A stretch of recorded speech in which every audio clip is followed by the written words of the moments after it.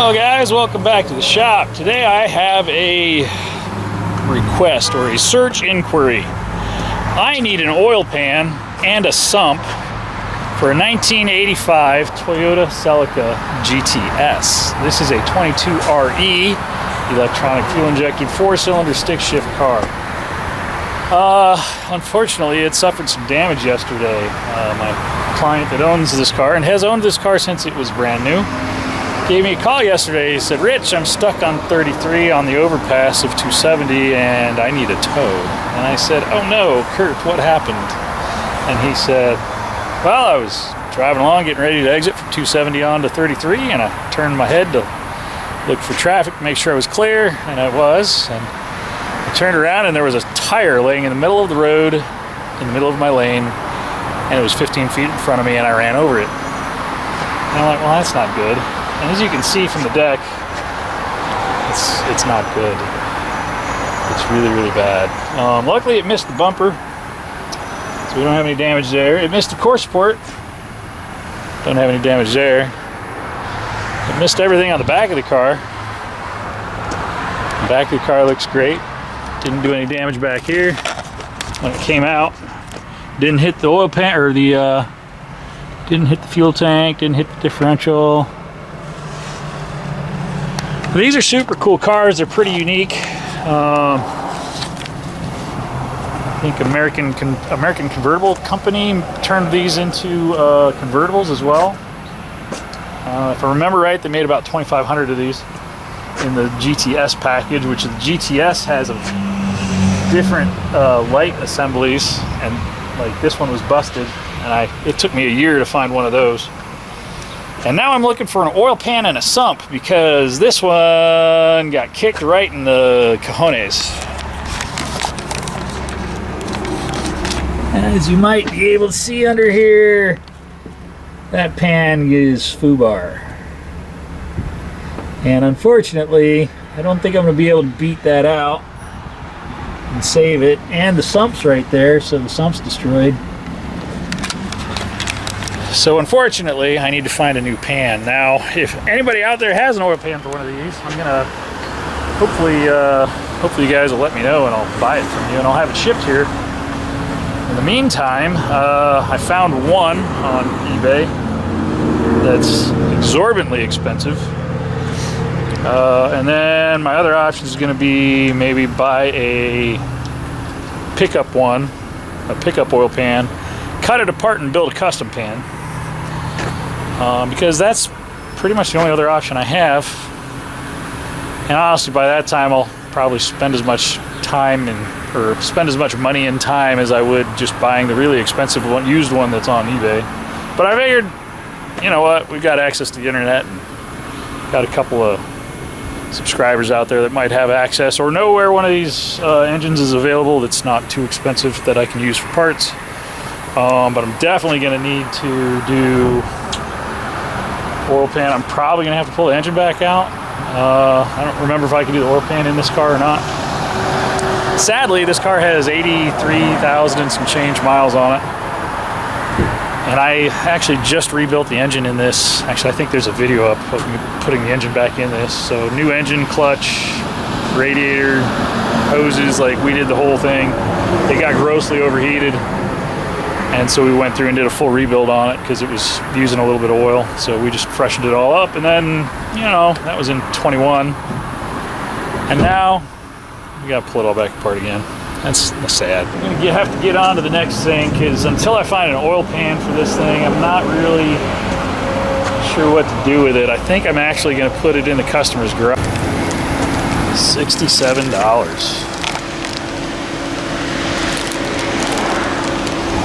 $67. Wow. That's my cost. That's not even list. It's insanity. So anyway, let's go take a look at the wagon I have out back and see if the oil pan's the same or different. Because that might be a good solution. Pull the engine out of that. That'll get me moving on that project. And then I got to decide what I'm going to put in that car. I don't think that's gonna work because this is a rear sump, not a front sump. So that Celica is a front sump. This is a rear sump. So that won't work. Well, it was a good idea though. I'm not sure it would be easy to put a turbo on that, wouldn't it? I think a 2ZZ or a V8 like out of a Sequoia two-wheel drive would be amazing in this car. Something to ponder.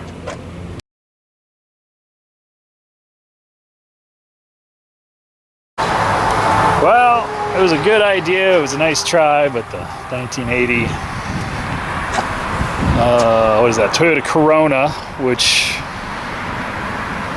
what's that the sister of? What's the one of those? Didn't the sedan come with one? I don't even remember what the number is, but the this inline six turbo MK1. Anyway, so yeah, we are hunting for an oil pan and an oil sump for 22RE front sump. And if you guys know of one or know where one's at that you can lead me to, it would be much appreciated. Because I can't really do anything with this until I have one of those. He said he heard a clattering like a fan hitting a blade, but the fan doesn't hit anything, so I'm gonna guess it was the crankshaft hitting the oil sump in the oil pan. Or worse, it was run dry and or the sump broke, and while it was running it wasn't picking up oil. Which is a worst case scenario, because then I get to pull out a 3,000 mile engine and rebuild it again. But hopefully it doesn't come to that.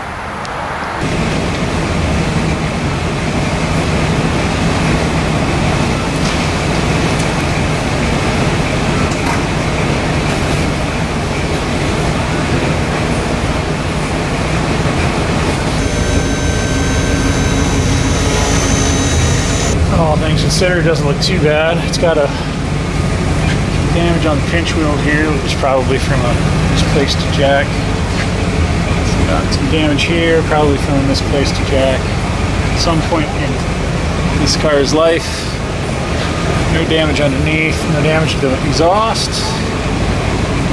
Doesn't even look like the cross member got touched. Probably engine oil blowback. Another jack, misplaced jack.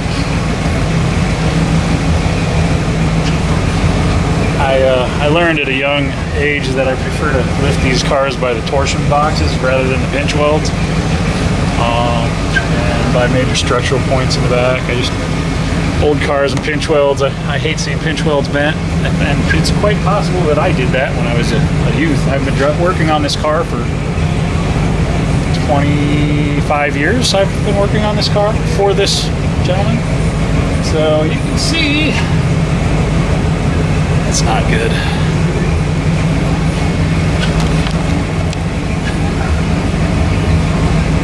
So we're definitely gonna need an oil pan, and looks like maybe the crank throw was walking through it, so that might have been the rattling he was hearing. Man, that's a bummer too, because I just rebuilt this engine like 3,000 miles ago. Looks like it peeled the pan away on the corners, but it doesn't look like it damaged where the bolts go in. So I guess the question will be whether or not the oil pump housing or the front cover survived. And I can't. I don't think I can get this oil pan off in the car, but I'll give it a try. And the rack's in the way. So I may, well, this oil pan's destroyed, so I'm going to cut it from there around to here and around to there and just cut the pan off. Let's see what kind of damage we have. And I guess we'll go from there. Looking at it closer, You can actually see the K-member took a hit right here, and it's buckled and pushed back a little bit.